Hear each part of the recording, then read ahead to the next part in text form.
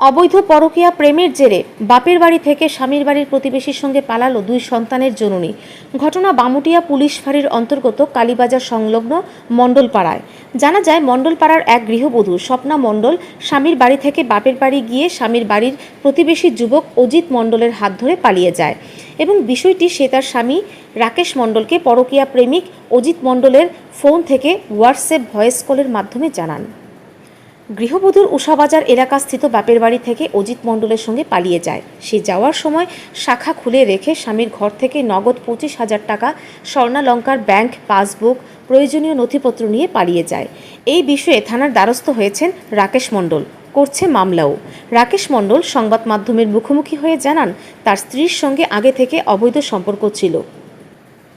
একাধিকবার ওই যুবককে তাদের বাড়িতে তার স্ত্রীর পাশে দেখেন এবং পরে এই গৃহবধূ বাপের বাড়ি চলে গেলে একাধিকবার বাড়িতে আনা হয়, কিন্তু এইবার একেবারে ওই যুবকের সঙ্গে পালিয়ে যায় এবং হোয়াটসঅ্যাপ ভয়েস কলের মাধ্যমে জানান তাদের 2টি কন্যা সন্তান রয়েছে। রাকেশ মণ্ডল জানান সে আর ওই মহিলার সঙ্গে ঘর করতে চান না। পুলিশে মামলা করেছেন। এখন দেখার আইনি বেড়াজালে রাকেশ মণ্ডল কতটা সহযোগিতা পান।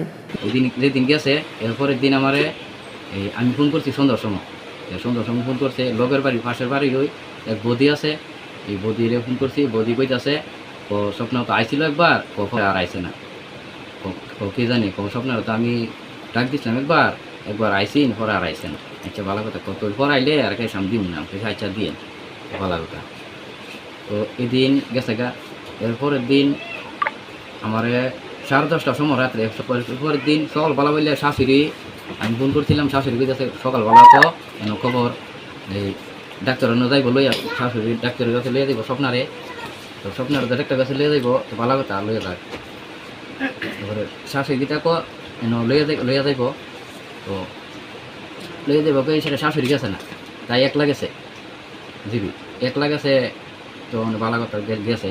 তো রাষ্ট্র বাচ্চা আছে 10:30, 10:30টার ভিতরে তো তুমি আমরা তো আমার ফোন করো না, আমার খবর খবর নাই, কোথা নাই। রাত্রেবেলা 10:30টার সময় আমার ফোন করে কয় তো স্বপ্না ওই ছেলেটা যে লয়ে গেছে, ছেলেটার মোবাইল দিয়ে আমার 10:30টার সময় ফেসবুকের মধ্যে আর ওই হোয়াটসঅ্যাপের মধ্যে আমার ফোন করিয়া এই অডিও কলে হোয়াটসঅ্যাপের ভিডিও কল করতে পারে, ধরছে না। আমি তো ভাবছি শালার মোবাইল বলছি মনো থেকে কথা কোনো লেগিয়া এই মোবাইলটার মধ্যে হাই লিখে আগে ফাড়াইছে। এটা তো এর নাম্বারটা তো আগেই দরবারের সময় ব্লক করে লাইছিলাম। তো ব্লক করে লইয়া দিই এটা হয়ে গেছে, আমি তো জানি না ফাড়াইছে, হাই ফাড়াইছে। আচ্ছা তাহলে মানে এর ভিতরে আমার ফোন করে কইতাছে কোনে তোরা আমি শান্তি দিয়ে গেলাম, তুই আমার মারস, খাউন দেস না, হ্যাঁ তুমি তো দেস না, টিয়া পয়সা দেস না, আমাকে তোমার দিয়ে আমি সবই দিই, তুমি আমার মিস কথা করে তুমি আমার লাগে তুমি এই যে কত বছর ধরে খাইতেছো, 17 বছর হয়েছে আজকে বিয়ে হয়েছে।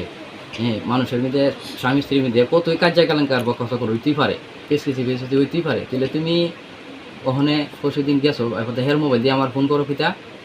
এদিকে স্থানীয় জনগণের দাবি, রাকেশ মণ্ডল খুবই সৎ, নিষ্ঠাবান, ভালো একজন মানুষ। গৃহবধূ স্বপ্না মণ্ডলের এই ঘটনায় এলাকায় নিন্দার ঝড়। পরকীয়া এবং এই পরকীয়া প্রেমের জেরে স্বামী সন্তানদের ফেলে যুবকদের হাত ধরে পালানো বর্তমানে একটি ট্রেন্ড হয়ে দাঁড়িয়েছে, যার কারণে ছিন্ন বিচ্ছিন্ন হয়ে যাচ্ছে লাখো সংসার। এইসব ঘটনায় আইনি দুর্বলতার কারণে এই সকল ঘটনা ঘটছে, বিষাক্ত হচ্ছে সমাজ। তাই সরকারকে এই সকল বিষয়গুলি নিয়ে চিন্তা ভাবনা করে আইন আরও কঠোর করা প্রয়োজন বলে মনে করছেন সচেতন মহল। সংবিধান অনুযায়ী যদি নারী পুরুষ সমান হয়, তাহলে কেন মেয়ে সংক্রান্ত ঘটনার সবসময় বলির পাঠা শুধু পুরুষরাই হবে? এক্ষেত্রেও সব কিছু সমান সমান হওয়া প্রয়োজন। ব্যুরো রিপোর্ট, ঋদ্ধি নেটওয়ার্ক।